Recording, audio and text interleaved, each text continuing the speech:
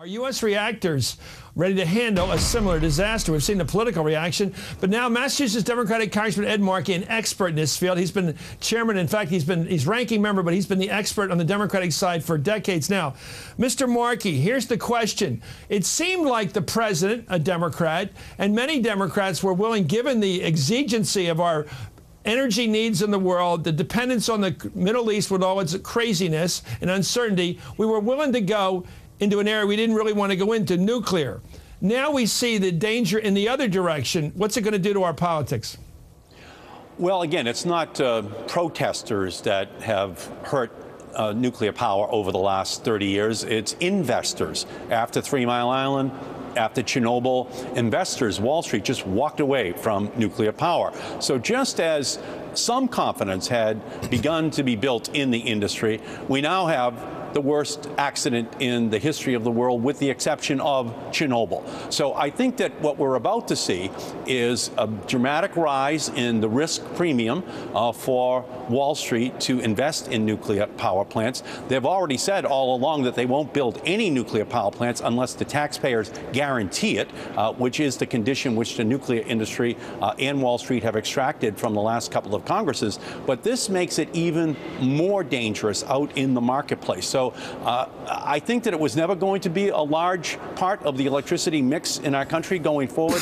I think this is going to harm it even more.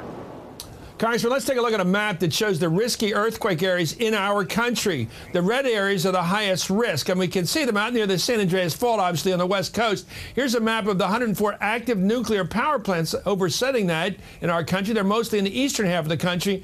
And here are those two maps together showing the quake-prone areas and the plants themselves.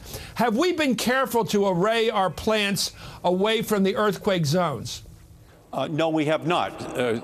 For example, the San Onofre nuclear power plant in California is only built to withstand a 7.0 earthquake. The San Francisco earthquake of 1906 was a 7.8 earthquake.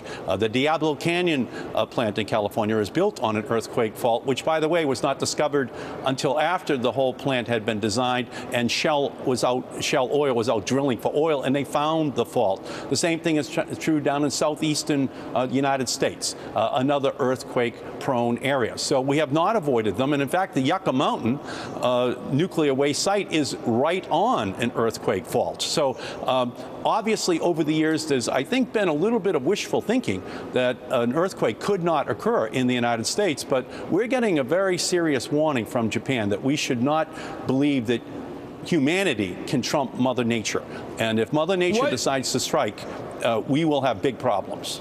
This has been quite an object lesson for us all, and it may get worse. Congressman, what is a good, smart, prudent move to make now if you were a centrist on this issue? Is there such a thing as a centrist on this issue?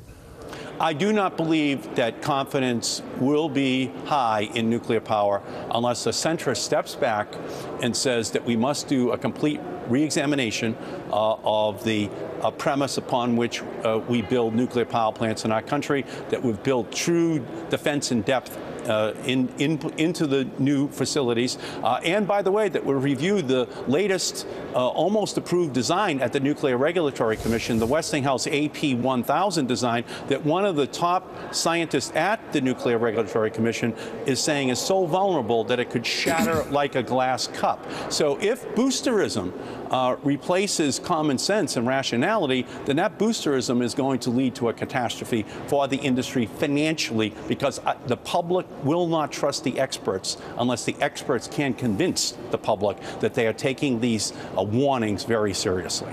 Well, it's good to have you on, Congressman. I know you're one of the few people in this country that's taken the nuclear danger of nuclear energy seriously for all these decades. Thank you for coming on. Thank you.